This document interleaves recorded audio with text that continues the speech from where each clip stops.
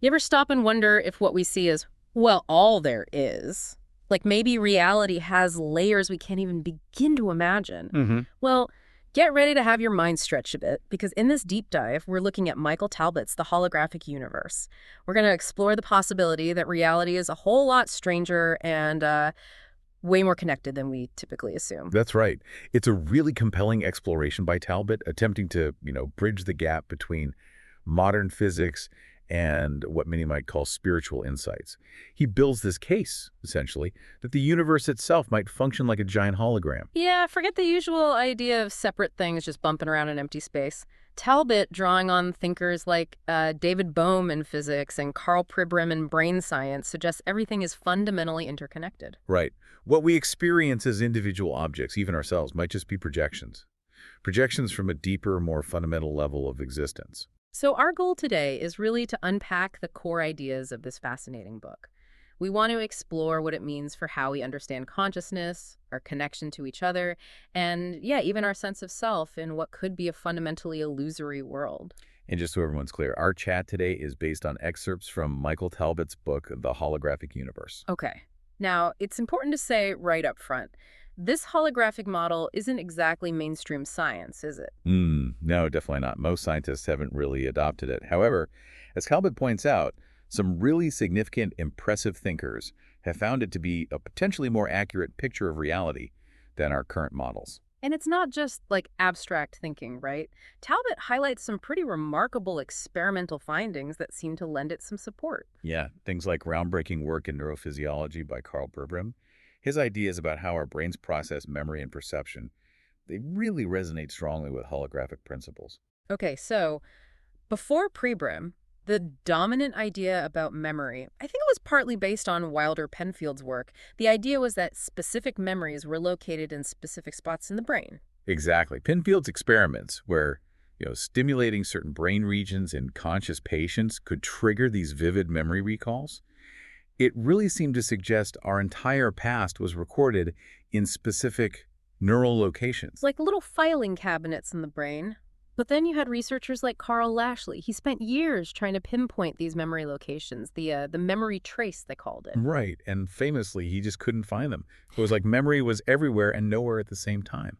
Very puzzling. Okay, so this is where Pre-Brown comes in with a completely different idea. Exactly. He proposed this radical alternative.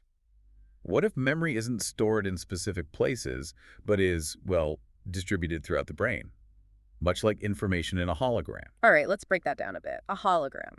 Mm. The film itself doesn't look like the picture, right? Right. When you look at it, it's just a pattern of light and dark interference patterns. Doesn't look anything like the 3D image it stores. But then you shine a laser through it. And bam, the three-dimensional image appears. But here's the really amazing part. Every single piece of that holographic film contains all the information needed to reconstruct the entire image. So if you break the film, each little piece can still show the whole picture, maybe just a bit fuzzier. Precisely. And that's where Pribram saw the connection to the brain. He suggested the brain might operate in a similar way. If memories are encoded holographically, then damage to parts of the brain wouldn't totally erase specific memories, it would just make them weaker or fuzzier. Which is often what doctors actually observe after brain injuries. Right, exactly. And Pribram didn't stop there. He extended this holographic idea to how we perceive the world, especially vision. He argued that the lack of a direct one-to-one map between what we see and the electrical activity in our brains also points towards a holographic process. So, like, the patterns on the film don't look like the final image. Our brain activity isn't just a direct copy of the visual world out there. You got it.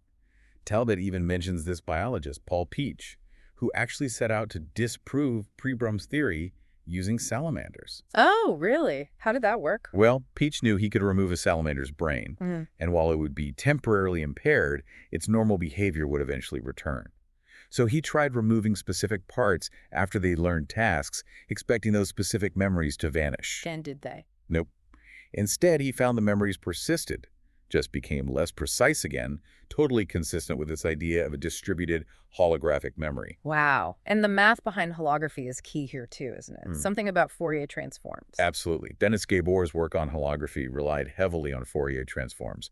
That's a mathematical way to break down any pattern into its basic wave frequencies, and then you can reconstruct the original pattern from those frequencies. And that's where the whole in every part thing comes from. Exactly. It emerges directly from using that Fourier language.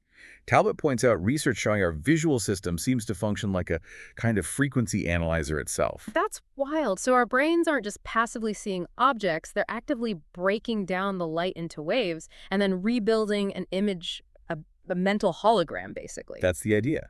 And this frequency analysis might apply to other senses too. Hermann von Helmholtz showed the ear analyzes sound frequencies. There's research suggesting smell might respond to osmic frequencies, and Bacon's work indicated our skin is sensitive to vibration frequencies. He even found mathematical equations, like Fourier transforms, could predict how we'd perceive vibrations. Yeah, pretty amazing. So our brains are constantly doing these complex analyses across all senses, processing information holistically, not just bit by bit. Talbot suggests this could explain the incredible speed and efficiency of how we, get around in the world. It makes sense. It's hard to explain how we process so much so fast if it's just discrete data points, but a holographic global analysis, that feels different. It does. Now, Talbot is fair. He notes some scientists like Frank Wood remain skeptical. They argue the evidence doesn't absolutely require a holographic explanation. But Pribram himself presented a huge amount of research supporting his model. Okay, so we've got the brain possibly working like a hologram, but Talbot takes it even further, right? He brings in the physicist David Bohm, who proposed the entire cosmos might be holographic. Right. Bohm was wrestling with some really deep quantum physics puzzles, especially that weird interconnectedness at the subatomic level non-locality. Ah, yes. Einstein's spooky action at a distance. The idea that particles could instantly influence each other no matter how far apart. Exactly. Talbot uses the example of positronium atoms decaying into two photons. They fly off in opposite directions, Right. but when you measure a property like polarization on one, the other instantly has the opposite polarization. Well, instantly, regardless of distance. Which seemed impossible according to classical physics. Right. Niels Bohr offered an interpretation basically that subatomic particles don't really exist as independent things with definite properties until we observe them. He argued these twin particles are part of one indivisible system. Einstein hated that idea. But physicists mostly went along with Bohr because quantum mechanics worked so well in predicting things. They did.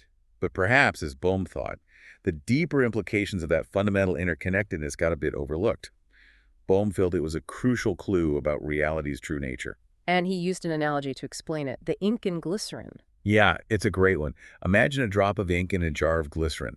You slowly turn a cylinder inside, and the ink spreads out, seemingly vanishing. It looks gone, but it's actually still there, just invisibly distributed. Okay. Then, if you carefully rotate the cylinder the other way, the ink drop magically reappears. So the order was hidden, not destroyed? Precisely. Bohm called the dispersed state the implicate, or enfolded order, and the reappeared drop the explicate, or unfolded order, but he realized the hologram was an even better metaphor. How? Well, the interference patterns on the holographic film, they look like random noise, right? That's like the implicate order, a hidden totality holding all the information. When you shine the light and project the 3D image, that's the explicate order, the reality we perceive. So Bohm's big idea was that the entire universe operates like this. Everything we see, stars, galaxies, us, are just projections from this deeper implicate order. That's the essence of it. He called it the holo movement, a giant flowing hologram. In this view, particles aren't permanent little things. They're more like ripples or patterns constantly emerging from the implicate and folding back into it, like the shape of a whirlpool in a stream. Wow. Okay, so where does consciousness fit into this cosmic hologram? Is it separate? Not according to Bohm. He saw consciousness not as separate from matter, but as a more subtle form of matter, also arising from and returning to the implicate order. He believed consciousness exists in varying degrees throughout all of reality. Even in things we think of as inanimate. Potentially. He suggested even an electron has a kind of mind-like quality, given its complex behavior. Consciousness and matter are fundamentally intertwined in the holo movement. That's a huge leap. Did other physicists take this seriously? Some very respected ones did. Talbot mentions Roger Penrose, Bernard de Spagna, even Nobel laureate Brian Josephson. Josephson apparently even suggested Bohm's ideas could open the door to including concepts like God or mind within a scientific framework. Okay, moving from physics, Talbot then connects this holographic model to psychology and the mind-body connection. He brings in Carl Jung. Yeah, specifically Jung's concept of archetypes, those universal patterns in the collective unconscious. Talbot shares this really striking, kind of bizarre story about a schizophrenic patient Jung had. The one about the sun. That's the one. The man hallucinated the sun had a phallus, and when he moved his head, the phallus moved and caused the wind. Strange, yes. But Talbot suggested hinted at maybe a deep holographic link between our individual psyche and the physical world. Interesting. And he also talks about dreams, right? Ronnegut Ullman's ideas. Right. Instead of just seeing dreams as bubbling up from our primitive subconscious, Ullman wondered if maybe dreams tap into that vast information field of the implicate order, like a bridge between the manifest world and the unmanifest potential. So not just personal stuff, but maybe accessing something bigger that really flips the traditional psychoanalytic view on its head. It does. It suggests the potential top-down flow of information, not just bottom-up from our own psyche. And then there's Fred Alan Wolf, suggesting all dreams are internal holograms. How does he explain lucid dreams, then? Wolf thinks ordinary dreams might be like virtual images, less distinct. But lucid dreams, where you know you're dreaming, might be like real images, where the brain's wave patterns converge more strongly, making the experience much more vivid and, well, real-seeming. Then Talbot brings in Stanislav Grof and transpersonal psychology, exploring non-ordinary states of consciousness. Yes, Groff's work suggests our minds can access an almost unbelievable range of experiences and information, potentially through this holographic interconnectedness. He found people in altered states often reported reliving their time in the womb with stunning accuracy. Like remembering embryological details they couldn't possibly know consciously. Exactly. Details about development, even specific thoughts or feelings their mother had during pregnancy, sometimes later corroborated by the mothers themselves.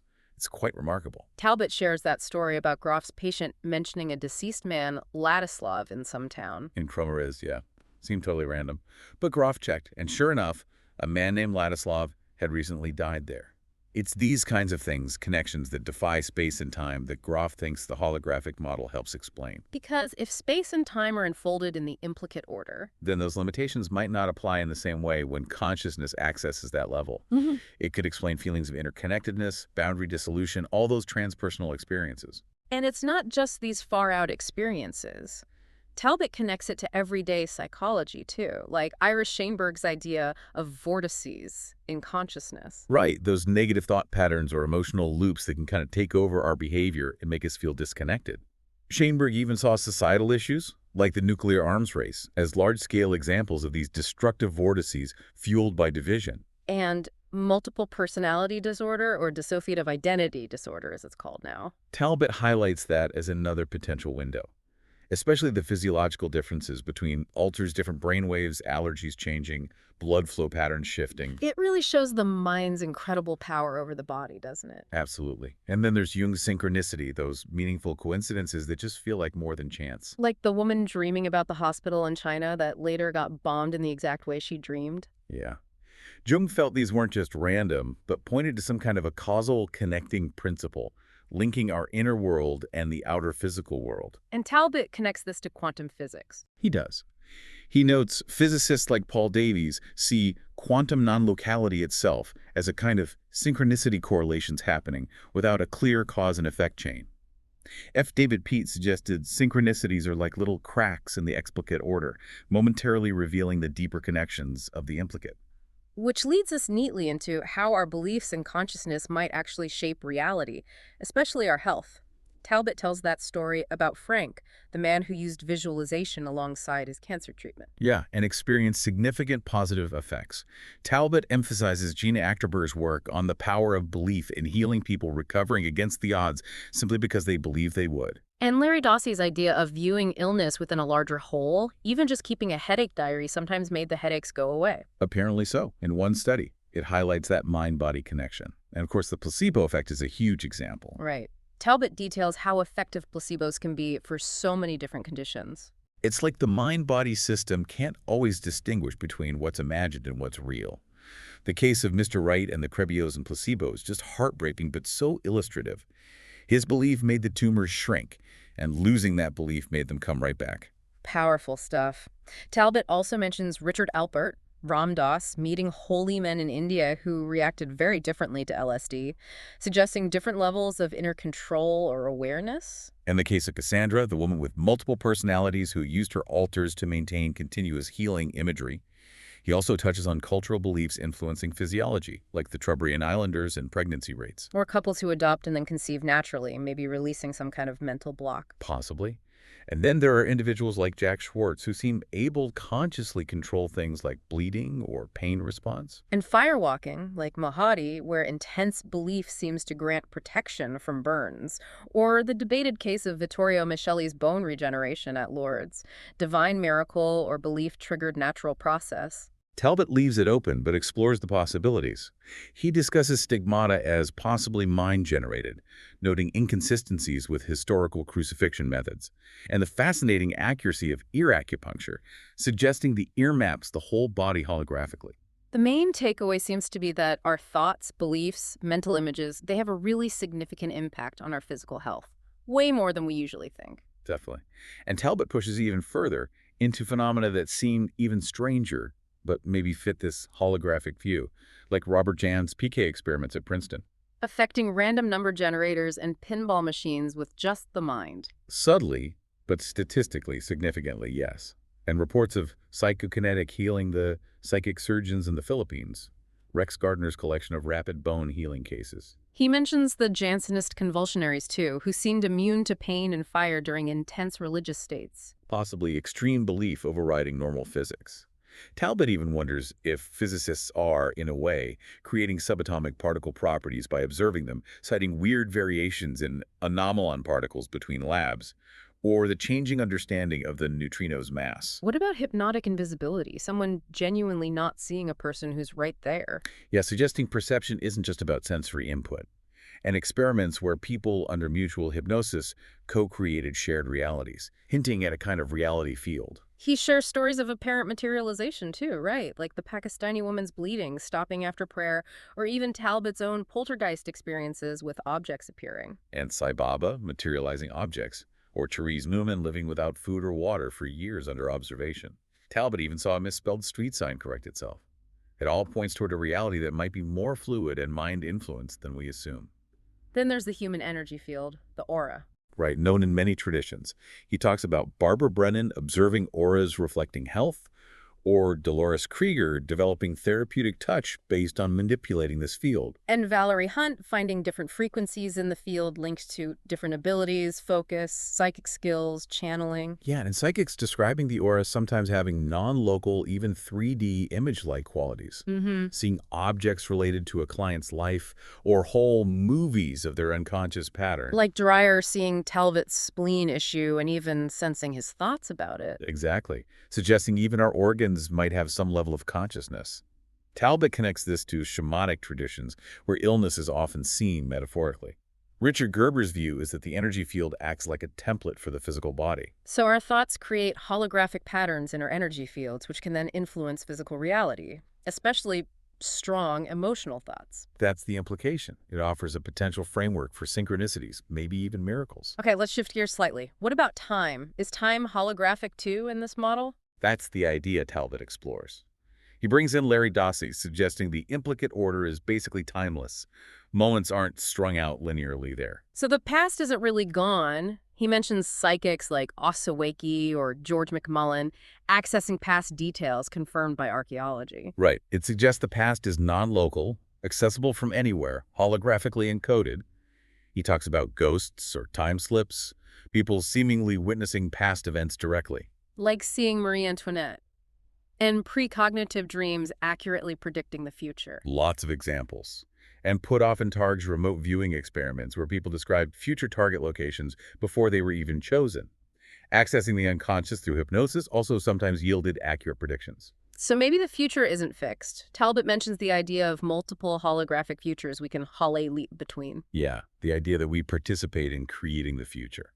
Then there's past life regression research by Joel Witten, finding consistent themes across many subjects: reincarnation, soul evolution, gender fluidity across lives, and evidence suggesting these weren't just fantasies. And Ian Stevenson's work with children spontaneously remembering verifiable past lives. Incredible detail sometimes. Talbot also mentions ancient Sufi beliefs about visualization shaping destiny via the heart chakra, Helen Wambach's mass hypnosis research finding consistent past life details, and even experiments suggesting the mind might influence the past retroactive PK. Wow. So mind and body might be much less bound by linear time than we think. That's the picture Talbot paints, which leads him into out-of-body experiences, OBEs, and near-death experiences, NDEs. As possible glimpses into this holographic reality, he talks about Robert Monroe's extensive OBEs, right? Traveling outside his body. Yes, consciously perceiving things far away. And Dr. Robert Morris even used animals to try and detect these OBE visits.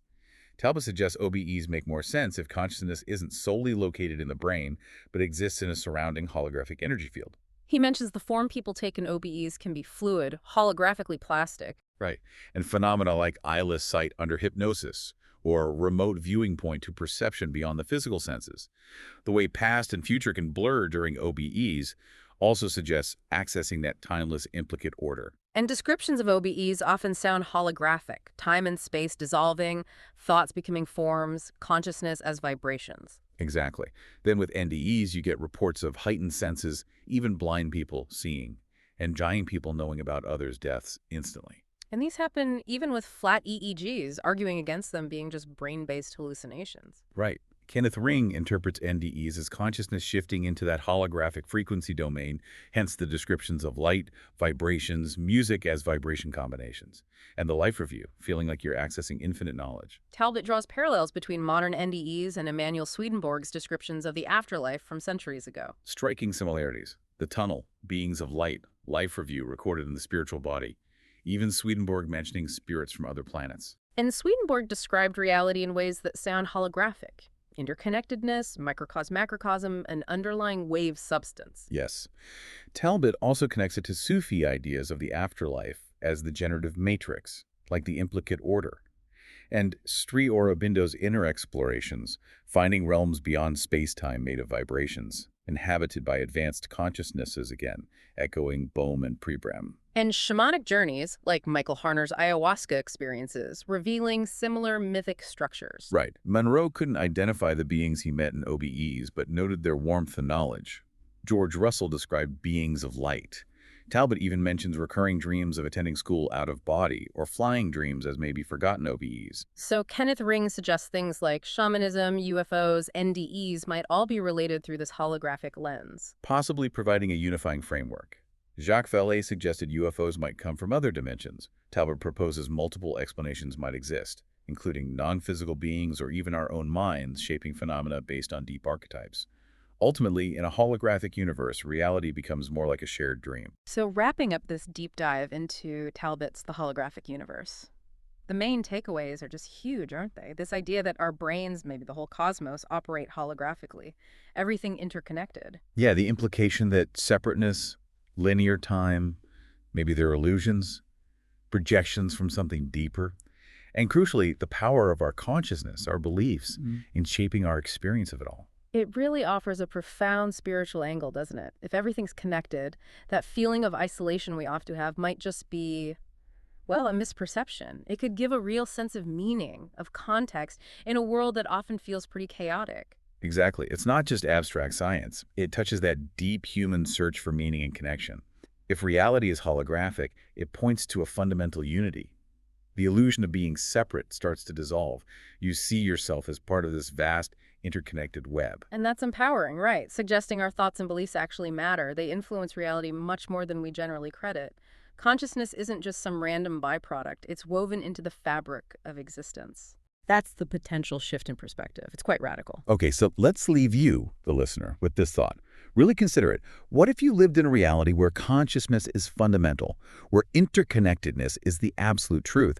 How might that change how you see yourself, your relationships, the whole world around you? It's definitely something to chew on. We encourage you to explore these ideas more on your own.